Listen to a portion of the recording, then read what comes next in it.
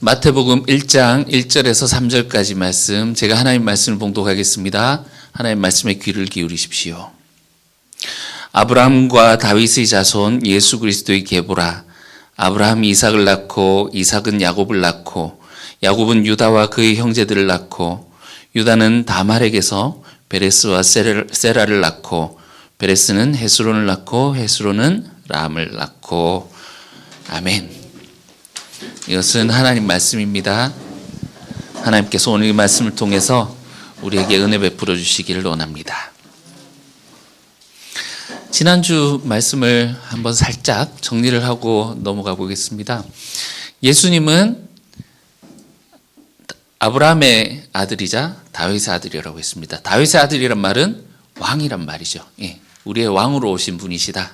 그리고 아브라함의 아들이다라는 것을 거기도 사실 여러 가지 의미가 있지만 굉장히 단순하게 해서 아브라함의 아들 하면 진짜 아브라함의 아들인 이삭을 떠올리라고 했죠. 이삭의 특징이 무엇입니까? 처음에 태어날 때부터 인간의 불가능해서 시작했었던 그였지만 그것만 얘기를 하는 것이 아니라 그의 생에 정말 잊을 수 없는 그 모리아 산에서 죽음을 경험하고 그 죽었다가 하나님이 다시 살아나게 해준 그 아들이었다.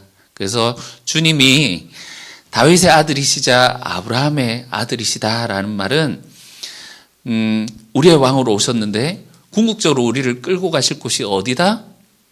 죽으시고 부활하셔서 하나님의 생명이 있는 그곳으로 우리를 끌고 가실 거다 하는 그런 이제 마태복음이 보여주는 그 전체 그림을 우리가 보았습니다.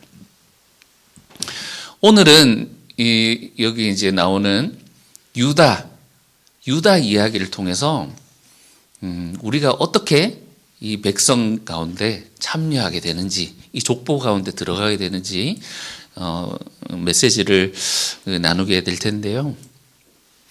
3절에 보시면 유다는 다말에게서 베레스와 세라를 낳고 이렇게 나오죠. 그럼 베레스, 세라 아시죠? 이게 굉장히 중요한 표현입니다.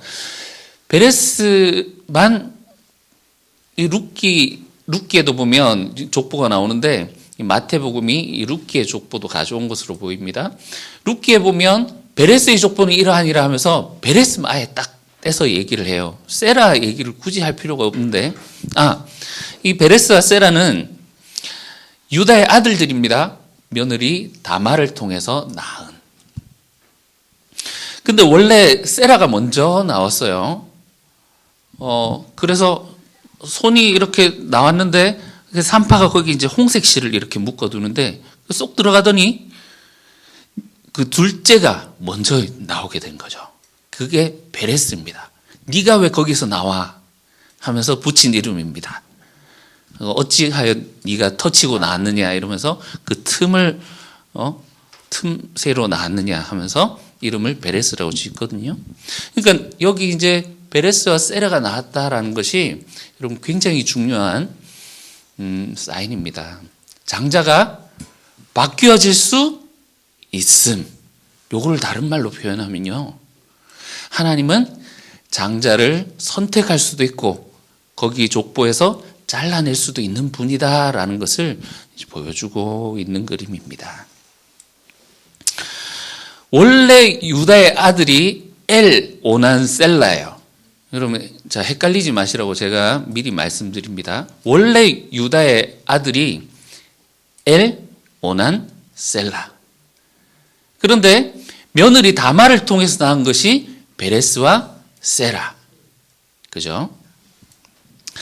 아직 엘 오난은 죽었고 셀라는 아직 살아 있는데도 불구하고 하나님의 선택은 다말을 통해서 낳은 베레스와 세라로 가게 되고 이 베레스 그 중에서도 먼저 나온 세라로 가지 않고 베레스로 가게 된다. 볼 수 있죠. 유다의 원래 아내가 있었겠죠. 그런데 아예 이름조차 나오지 않아요. 수아의 딸 그냥 요 정도로만 나오거든요. 창세기 38장 지난번 설교할 때 여러분 한번 읽어보십시오 하고 했는데 여러분 읽어보셨습니까? 예. 읽어봤다고 하시는 분도 계시고, 안 읽어봤다고 하시는 분도 계시고, 38장 읽었을 때 어떤 느낌이 드셨어요? 유다의 그 개인사죠. 그 읽을 때 이런 일이 있었구나. 수치스러운 일이구나. 그때 제가, 포인트를 맞췄던 게, 그 족보에다가 똥칠하는, 그런 거다. 왜냐하면 유다가 아브라함의 아들과 다윗을 연결해주는 유다의 사자, 유다의 뿌리에서 다윗이 나오는 너무나도 중요한 역할을 하는 사람이거든요. 그래서 너희는 유다를 이렇게 중요하게 생각하지만 다말을 통해서라는 말을 넣으면서 굉장히 수치스러움을 가미했다? 수치스러운 부분을 부각시킴으로써 족보의 성격을 완전히 바꾸었다라고 지난번에 설명드렸죠. 근데 이 창세기 38장을 읽어보면 우리 생각보다 훨씬 위기의 순간인 것을 볼 수 있습니다. 유다가 어느 순간 가족을 떠난 이야기거든요. 앞에 37장에 보면 요셉이 팔려가는 이야기가 나옵니다. 요셉을 팔고 그 죄책감 때문에 그랬을까요? 창세기 38장 1절에 보면 그때 유다가 자기 형제들에게서 내려가 이렇게 나오거든요. 여러분, 내려간다라는 것이 우리가 서울에서 대구로 내려온다 할 때 어떤 지역을 이야기를 하기도 하겠지만 성경에서 내려간다, 올라간다라는 것은 영적인 상태를 내포하고 있는 거예요. 그 내려간다라고 하는 것이 지금 유다의 영적인 상태가 이렇게 내려가고 있구나 하는 것을 우리가 감지할 수 있어야 됩니다. 유다는 아버지의 가문을 떠나서 가나안 사람들과 어울리게 됩니다. 그래서 가나안 여인과 결혼도 하고 세 아들 엘, 오난, 셀라를 낳게 됩니다. 언약의 이 가게 안에 있어야 될 인물이 언약의 선 밖으로 비껴나가기 시작하죠. 내려가기 시작합니다. 유다의 맏아들이 엘인데요. 이 엘이 다말과 결혼하게 됩니다. 그런데 하나님이 보시기에 악하여서 하나님이 그를 죽이셨다 이렇게 표현을 하고 있어요. 어떤 이유인지는 알 수는 없지만 하나님 보시기에 너무 악을 행하였기 때문에 하나님이 그를 직접 죽일 수밖에 없는 그런 상황이었던 것 같습니다. 여러분, 당시에 형사취수제라는 것이 있었는데요. 형사취수제, 형이 죽고 나면 그 형수를 동생이 이제 거두어서 아내로 맞이하게 되는, 여러분, 이게 우리나라에도 있었습니다. 옛날에 찾아보니까 부여 고구려 시대에 있었어요. 어쨌든 이 성경에서 나오는 이 형사취수제는 하나님이 이 명령을 신명기 25장 6절에 그렇게 나오는데, 이렇게 하신 이유가 여인이 남편을 잃고 나면 경제 활동을 할 수가 없기 때문에 그 과부를 보호하기 위한 하나님의 조치이고요. 첫 번째는. 두 번째, 신명기 25장에서 말씀하고 있는 것은 아무도 그 불임으로 인해서 또는 남편이 죽음으로 인해서 대를 이을 자식이 없을 때, 여러분, 그래서 이런 일들이 많이 반복되고 하면 이스라엘이 거기서 끊어지게 되잖아요. 그래서 형수를 아내로 맞이해서 그 형의 그 가문을 이어줄 수 있는, 대를 이을 수 있는, 그래서 그 땅에서 끊어지지 않도록 하는 하나님의 보호 조치고 구원의 그 조치입니다. 첫째가 죽었으니 이제 누가 다말을 아내로 맞이해야 됩니까? 오난이죠. 근데 거기 보면 그 오난의 그 악한 심성을 탁 적어놨어요. 그의 씨가 자기에게로 돌아올지 않을 것을 알고, 궁극적으로 아버지의 재산이죠. 그 형수가 아이를 갖게 돼서 남자아이를 낳으면 형의 몫을 그 아이가 이어받게 되잖아요. 장자권이니 2배를 더 받게 되잖아요. 그냥 이 아이가 못 낳은 걸로 이렇게 되면 아버지의 이게 지한테 2배나 더 돌아오게 되는 거란 말입니다. 그러니 임신을 시키지 않도록 이렇게 하면서 형수에게 자식을 주지 않으려고 합니다. 하나님이 그것을 굉장히 악하게 보시고 심판을 하세요. 그래서 결국 오난도 죽게 되고요. 이제 유다에게 남은 아들은 막내 셀라뿐입니다.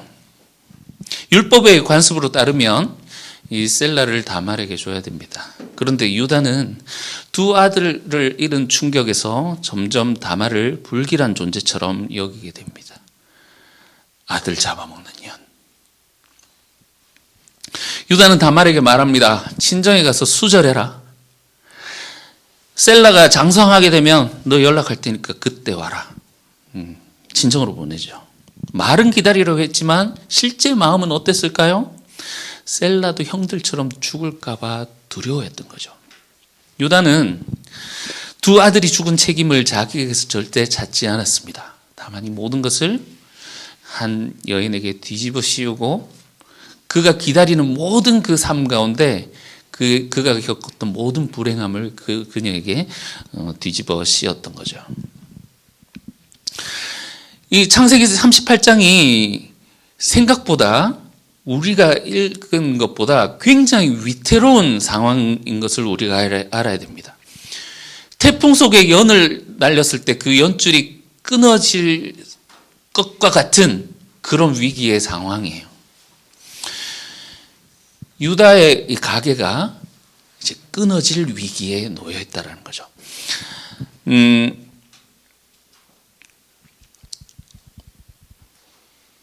우리는 알고 있습니다. 나중에 이 가게가 유다와 그의 형제들로 이어지는 유다가 형제 중에 가장 큰 자로서 선택을 받고 이 유다의 사자, 유다 지파에서 누가 나오죠? 다윗도 나오고 예수님도 나오고 이 어마어마하게 중요한 그 계보인 것을 우리가 알고 있습니다. 그러나 창세기 38장은 유다가 이 족보에서 탈락할 수 있었던 그 상황을 보여주는 너무나도 위기의 순간이라는 겁니다. 다말은 기다렸습니다. 그리고 종종 들려오는 소식에 이 셀라가 커가고 있다는 소식을 들었을 것입니다. 그렇지만 유다는 연락이 없어요. 시아버지로부터 연락이 없어요. 이 셀라가 장성해서 장가갈 만한데 연락이 올 만한데 연락이 없어요. 다말은 그렇게 친정집 구석에서 잊혀진 며느리로 늙어갈 수도 있었습니다. 그러나 어느 날 매우 위험한 결심을 하게 됩니다. 도덕적으로도 그렇고 사회적으로도 그렇고 특히나 오늘날 관점으로 보면 더욱더 이해를 할 수 없는, 수용할 수 없는 위험한 것을 결심합니다.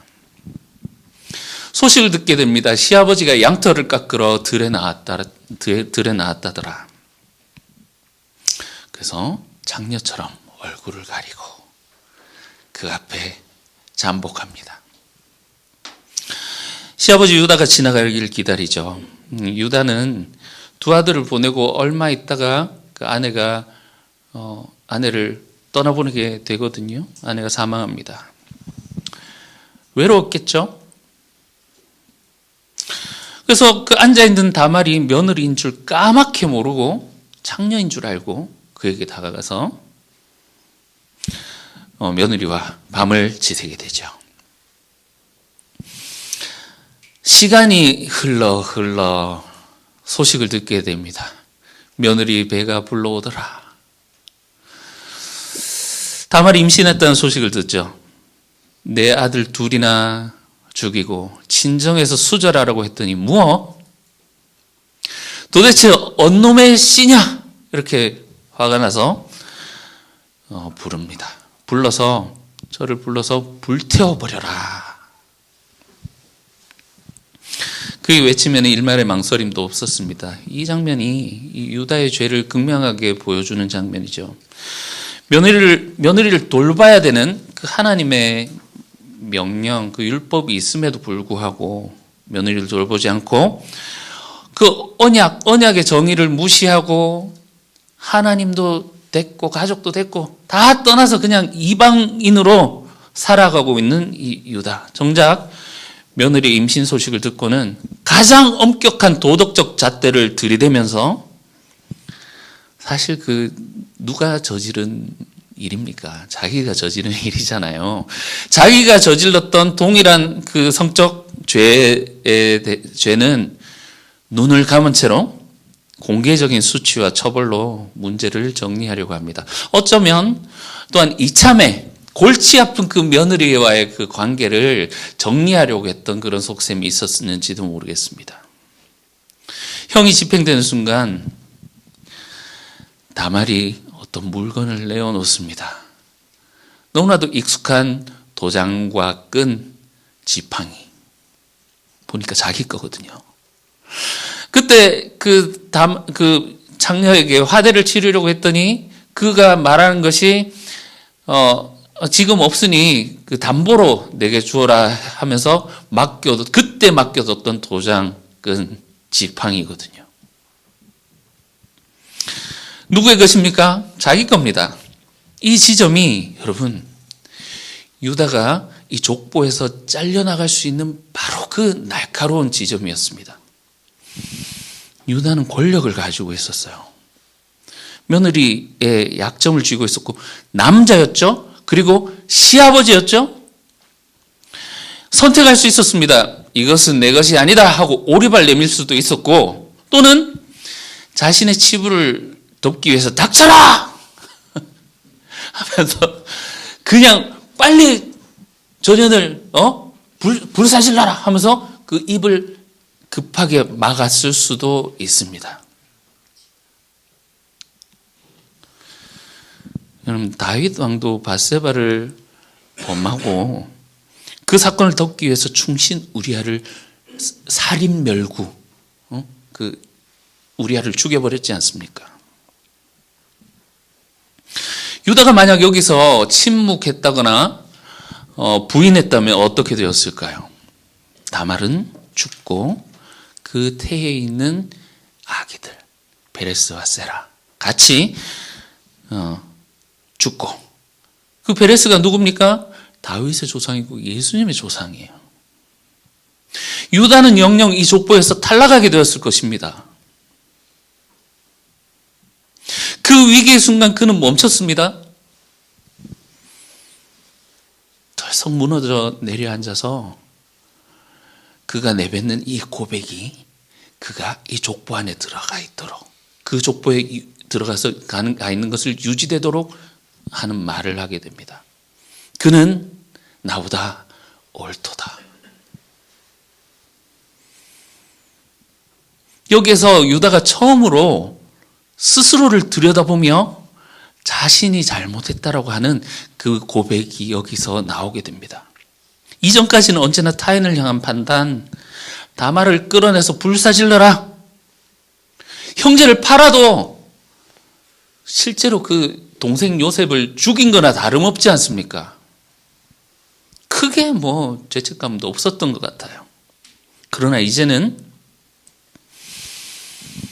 자기 스스로를 돌아보고 돌이키는, 회개하는 그 장면이 바로 이 장면입니다. 사실상 유다의 근본적인 죄는 아버지로부터 떠난 것이에요. 이방인들과 함께 여기서 살고 있다는 것은 하나님의 언약 백성으로서의 정체성을 버려버리고 하나님 가족, 그 하나님 백성으로서의 살아가야 되는 그런 삶, 무엇이 중요한데 던져버리고 이방 지역에서 같이 그냥 거기서 어울려서 살아가고 있는 거죠. 섞여서 살아가고 있는 겁니다. 이것은 믿음의 조상 아브라함이 그 이방인과 결혼하지 말라라고 하는 그 통혼 금지를 정면으로 어기고 있는 거죠. 그 사실은 이제 그 이방인과 결혼하고 이런 게 나중에도 보면 성경에도 들어오고 사실 여기 이방인인 다말도 족보 안에 들어오잖아요. 그러니까 근본적으로 성경이 이방인과 결혼하지 말라고 하는 것은 그들 문화 가운데 섞여 살면서 하나님 백성으로서의 정체성을 잃어버리게 되는 그것을 경고하고 있는 것 같습니다. 언약의 울타리를 벗어난 결과는 참혹했습니다. 여러분, 야곱의 딸이 세겜성에 거기 들어가서 놀다가 성폭행 당하는 사건 여러분 기억하시죠? 이것이 단순히 그냥 이방 지역은 위험한 지역이야 이것을 보여주는 것이 아니라 그 이방 지역에 그 디나가 가서 그 세상 사람들과 똑같이 쇼핑하고 가방 사고 화장하고 막 오늘날로 따지면 그런 세상 문화에 따라서 막 그렇게 나아가는 그런 것을 보여주었 이야기를 하고 있는 것입니다. 여러분, 이 하나님 없는 가정에서 태어난 엘 오난 셀라를 보십시오. 어떻게 자라게 되었습니까? 그 결과가 어떻게 되었습니까? 하나님 없이 살았던 그들의 삶에 이들은 하나님이 즉각적으로 죽이지 않으면 안 될 정도로 하나님의 심판이 그들 머리 위에 바로 그 도끼가 뿌리 앞에 놓여 있는 그런 위태로운 상황에서 결국은 그렇게 아들들이 죽임을 당하게 되고, 유다의 아들들의 이 죽음을 유다는 자신이나 그 아들들의 죄악으로 보지 못하는 영적인 요즘 봉사라고 하지 않고 시각장애인이라고 이야기를 하는데, 눈이 멀어버린 거죠. 하나님의 뜻에 지금 내가 심판이 내 앞에 있는지도 모르는 채로 지금 이 저주의 결과들을 맞이하고 있는 것입니다. 그는 가문을 이어야 할 셋째 아들 셀라마저도 다말에게 주지 않음으로써 하나님이 그 스스로 아브라함의 언약, 그 언약이 유다의 가문을 통해서 흘러가야 되는데 그 언약을 스스로 이제 끊어버리려고 하는, 유다가 지금 온통 관심이 있는 것은 무엇입니까? 자신의 즐거움, 가족, 내 새끼들. 하나님과 하나님의 언약과 백성으로의 정체성은 지금 온데간데 없는 그런 삶에 있었던 거예요. 여러분, 우리는 알고 있습니다. 식물은 뿌리에서 먹은 것을 열매로 맺게 됩니다. 예전에 저희 집에 마당에 석류나무가 있었는데요. 할아버지가 거기에다가 막걸리를 이렇게 주세요. 그럼 석류에서 막걸리 맛 납니다. 모르셨죠? 나무도 먹은 것을 열매 그대로 반영하는 것처럼 여러분, 사람이 평소에 무엇을 먹느냐에 따라 우리는 삶의 열매를 맺게 됩니다. 유다의 삶의 중심에는 언약, 약속의 언약을 보고 늘 하나님 앞 말씀을 보고 그 말씀 앞에 묵상하며 하나님 백성으로의 정체성을 지키려고 하나님의 말씀을 먹고 살았던 것이 아니라 가나안의 풍요로움과 이익, 편의, 화려함, 아름다움에 사로잡혀서 살았던 거예요. 그들이 주는 그것들을 먹으면서 살았더니 그 결과가 어땠습니까? 여러분, 이것을 열매라고 하죠. 그의 삶의 열매는 그의 아들들, 하나님 치실 만큼 그렇게 악한 아들로 자라났고, 결국 그 하나님이 약속하셨던 그 언약의 씨는 실제로 끊어질 뻔했습니다. 다말을 속이고 며느리를 불태워 죽이라고 이야기를 하기도 하고, 창녀를 찾아다니는 그런 성적인 타락, 이런 모든 것들은 죄의 뿌리에서 나온 열매다라는 거죠. 유다의 타락은 언약의 파기뿐만이 아니라 심각한 도덕적인 마비로 이어지게 되었던 것이죠. 그 창녀를 찾아서 들어가고 했던 이런 것이 가나안 문화에 젖어버린 유다의 성적인 그런 타락을 적나라하게 보여줬던 것이고, 더 이상 유다가 하나님 백성이라고 부르기에 민망한 그런 상황이죠. 그만큼 망가져 있었던 것입니다.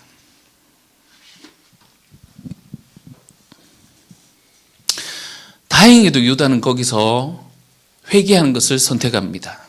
그러자 이야기는 방향이 바뀌어지게 됩니다. 다말은 더 이상 불길한 며느리가 아니라 나보다 옳도다. 여러분, 다말의 행위를 오늘날 그 윤리적인 관점으로 보면 받아들이기 어려운 부분이 있습니다만, 그러나 성경이 주목하고 있는 것은 그가 하나님의 뜻을 지키기 위해서 목숨을 걸었다는 데 있는 거예요. 그가 그렇게 되면 불타 죽을 것을 알고 있으면서도 이 유다 가문의 이 씨를 유지시켜야 된다라고 하는 그 하나님의 뜻을, 그 하나님의 의를 행한 여인으로 인정받게 되는 순간이거든요. 그래서 어떻게 됩니까? 태중의 아이들은 살아남게 되고, 베레스, 틈을 뚫고 나온 자, 터침이라는 이름을 얻게 됩니다.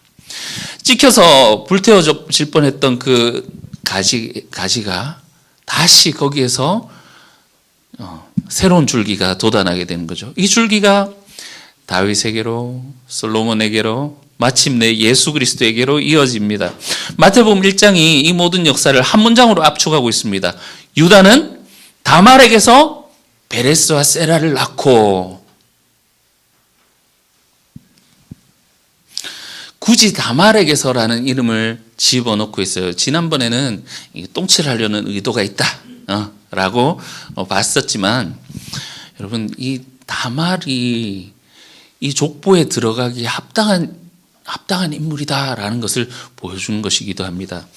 여러분, 유다 혼자가 아니라 이 억울한 자리에서 의를 놓지 않았던 여인, 사회적인 눈으로 보면 좀 의문스러운 그런 여인이지만 유다에게 회개를 열어준 여인이지 않습니까? 여러분, 다말이 없었더라면 유다는 여기에 남아있지 못했지 않겠습니까? 다말이 없었더라면 그 뒤에 나오는 유다와 그의 형제들은 없었어요. 다말은 이방인이고 여인인데, 그러나 이 유다와 형제들을 만든 것은 바로 이 다말이다라는 것입니다. 이 한 줄은 창세기 38장이 얼마나 날카로운 위기였는지를 또한 거꾸로 보여주는 것이죠. 그날 유다가 회개하지 않았다면 이 이름들은 사라졌을 것이다. 그날 유다가 불사르라에서 머물렀다면 이 그리스도를 향한 족보는 완전히 다른 족보가 되었을 것이다. 유다의 고백은 한 번 여기서 아이고 네가 나보다 옳도다 하는 그 한 번 고백이 아니에요. 여러분, 창세기 후반부에 그 주인공을 우리가 요셉으로 알고 있습니다. 그래서 요셉을 중심으로 이렇게 읽는데요. 여러분, 숨겨진 주인공이에요. 우리가 잘 읽어내지 못하는 주인공이에요. 사실 대놓고 주인공이다라고 이야기를 하는데 우리가 읽지 못해서 그래요. 38장 이후로 유다를 중심으로 유다가 주인공이다라고 하고 읽어보세요. 유다가 어떻게 바뀌게 되는지 말이죠.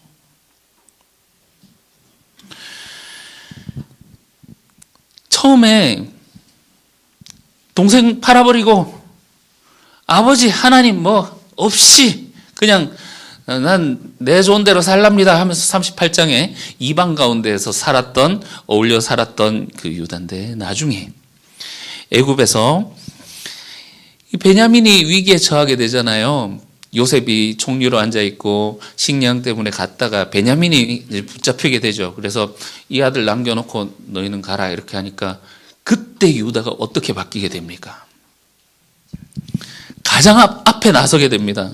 이 아이를 대신하여 나를 종으로 여기시고 이 아이는 그 형제와 함께 올려보내십시오. 예전에 동생을 은잎 몇 양에 팔아먹던 그 유다, 가룟 유다하고 이름이 똑같죠, 그죠? 그 유다가 이제는 동생을 살리기 위해서 자기를 희생하겠다라고 말을 하게 됩니다. 여러분, 회개는 열매로 드러나게 되는 것이죠. 38장에 시작됐던 유다의 회개는 다른 형제들을 위해서 자신을 내어놓게 되는 그런 열매로 사람이 완전히 바뀌게 되는 것을 보여줍니다.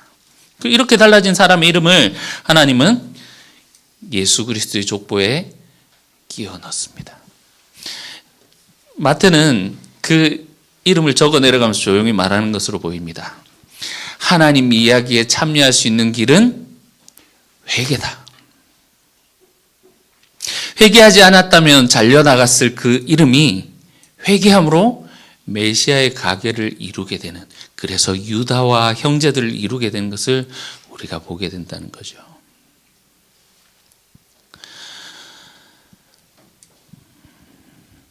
앞서서 처음에 말씀드린 것이 있습니다. 하나님은 가지를 자르실 수도 있는 분이고 접붙이실 수도 있는 분이다. 그래서 우리가 이제 이 족보를 큰 그림으로 보면 뿌리는 바뀌지 않아요. 3명 누구죠? 아브라함, 이삭, 야곱. 왜냐하면 하나님이 그들에게 각각 언약을 맺으시면서 나는 너희 하나님이 되겠다. 너와 함께하고 너희 자손으로 큰 민족을 이루겠다. 언약을 주시거든요. 나는 아브라함의 하나님이 될 것이다. 이삭의 하나님이 될 것이다. 야곱의 하나님이 될 것이다. 하나님이 약속하셨기 때문에. 그래서 그 뿌리는 바뀌지 않아요. 우리 지난번에 백부장과 이야기를 하실 때 사방에서 동서에서 많은 사람들이 와서 아브라함과 이삭과 야곱과 함께하는 그 잔치상에 참여하게 될 것인데 본 자손은 거기서 쫓겨나갈 것이다 하는 거 보셨잖아요. 거기에도 아브라함, 이삭, 야곱은 그대로 있습니다. 그래서 우리가 보았던 것이 이 뿌리에 붙어 있는 유다와 그의 형제들. 그런데 이 유다와 그의 형제들로 시작했던 그 다윗 왕조가 마지막 여고냐와 그의 형제들에서 이제 포로로 붙잡혀가게 됩니다. 그런데 하나님이 그 밑둥에서 줄기를 자르시고 새로운 가지로 접붙이게 하셔서 하신 것이 예수와 그의 형제들이다라는 거 우리 보셨잖아요. 바울도 바울이 그것을 동일하게 설명하는 부분이 있습니다. 로마서 11장으로 가보십시다. 자, 17절. 또한 가지 얼마가 꺾이었는데 돌감람모인 내가 그들 중에서 접붙임이 되어 참감람나무의 뿌리의 진액을 함께 받는 자가 되었은즉 너희는 자랑하지 말라. 왜 자랑하지 말라고 하는 것입니까? 너희도 회개하지 않으면 잘려나갈 수 있다라는 거예요. 21절. 하나님이 원가지도 아끼지 아니하셨은즉 너희도 아끼지 아니하리라. 여러분, 우리가 지난주에 보면서 우리는 예수님께 속한 자입니다. 예수와 그의 형제들이 되도록 하는 자격을 우리에게 은혜로 주셨습니다. 라고 하면서 우리를 그 부활과 예수님 십자가를 통한 부활과 그 생명에 우리를 참여하게 하실 것입니다. 라고 말을 했지만 여러분, 유다가 그의 아버지가 야곱이라고 해서 안심할 수 없었던 것처럼 궁극적으로 유다와 그의 형제들을 하나님이 베어내시고 돌감람나무인 우리를 그 뿌리에 접붙이셔서 그것이 이어지도록 하셨던 것처럼 우리도 우리가 예수 그리스도를 믿습니다라는 여기에 취해서 그냥 있을 때 안심할 수 없다라는 것입니다. 우리가 회개하지 않고 하나님을 떠나 그분의 품을 떠날 때 여러분, 원가지도 잘라내신 분이 접붙인 너희를 아끼실 것이냐? 우리는 이 말씀 앞에 경각심을 가져야 되겠습니다. 우리의 인생에도 창세기 38장 같은 순간들이 너무나도 많이 있습니다. 내가 지금 눈이 어두워져서 눈이 가려져서 내려가고 있는지 올라가고 있는지도 모른 채 그 이방 가운데 살면서 하나님의 저주를 맞아 자식이 그 엘과 오난이 죽어가는 그 상황을 보면서도 그 상황 하나님의 경고인지도 모른 채 그냥 살아가고 있었던 유다와 같은 삶, 또는 감추고 싶은 실수, 남들에게 드러나면 끝장날 것 같은 그 비밀이 폭로될 것 같은 그런 상황. 책임을 회피하기 위해 내린 냉혹한 말들. 오늘날 이것이 우리에게 이것이 누구 것인지 보소서 하면서 갑자기 찾아올 수 있다라는 겁니다. 여러분, 우리는 유다처럼 두 갈래의 길에 서 있습니다. 불사르라 하면서 그것을 끝까지 숨길 것인가? 살인멸구, 저 사람의 입만 막으면 아무도 모르지 않겠는가? 아니면 그는 나보다 옳다라고 말하며 스스로의 잘못을 돌아보며 하나님 앞에 그 죄를 고백할 것인가? 내가 하나님을 떠나서 이방인들과 똑같은 삶을 살고 있었던 그 삶에서 돌아오기를 하나님 지금도 바라고 계십니다. 마태복음의 이 기록이 그대로 남아있어요. 그래서 이 마태복음이 이것을 기록하고 있는 것은 과거의 이 기록을 완전히 깨끗이 지어내버리는 그 대신에 상처난 이 장면까지도 하나님 안에서 다시 읽히도록 만들고 우리가 정말 실패하고 고난받고 있는 그 자리에 있는 것처럼 보이나 하나님은 그 일을 새롭게 만들어 가신다고 하는 그 자리로 나오라고 하는 초대인 줄로 믿습니다. 회개는 족보에서 이름이 지어질 위기 가운데 도리어 그 이름이 남게 되는 은혜의 증거가 됩니다.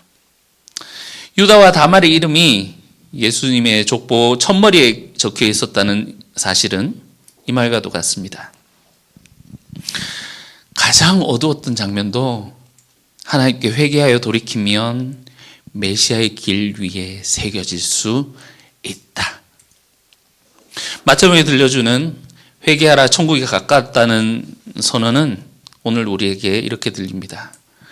지금이 바로 우리의 이야기가 이 족보 가운데 그리스도의 이야기 가운데 올라갈지 아니면 여기서 사라질지 결정하게 되는 순간이다라는 말이죠. 여러분, 회개의 기회는 다시 돌아오지 않을 수 있습니다. 숨기지 말고 돌이키기를 바랍니다. 우리의 가장 어두운 장면도 하나님께서는 가장 아름다운 모습으로 하나님의 손때가 묻은, 그래서 이 족보 가운데 들어가게 되는 한 줄로 바꾸실 수 있으십니다. 우리의 삶 가운데 함께 하신 그 주님을 바라보며 우리가 가던 그 길에서 돌이켜 하나님의 뜻에 순종하며 하나님과 함께 살아가는, 그리하여 이 주님의 족보 가운데 들어가 한 명도 탈락하지 않는 저와 여러분들 되시기를 주님의 이름으로 축원합니다. 기도하겠습니다. 주님, 유다가 다말에게서 베레스와 세라를 낳았다라고 하는 이 말씀 가운데 하나님은 선택할 수도 있고 잘라낼 수도 있는 분이라는 것을 우리에게 보여주시며 지금 우리가 가고 있는 이 잘못된 길에서 돌이키라고 말씀하십니다. 주님, 그 주님의 말씀 앞에 아무 반응 없이 목석처럼 있는 우리의 마음을 주님 깨뜨려 주시고 유다처럼 그 위기 순간에서 돌이켜 주님께로 나아오는 저희들 되게 도와주시옵소서. 주님의 영을 부어주셔서 다윗처럼 주님께 회개하며 나아오는 저희들 되게 인도하여 주시옵소서. 예수님 이름으로 기도합니다. 아멘.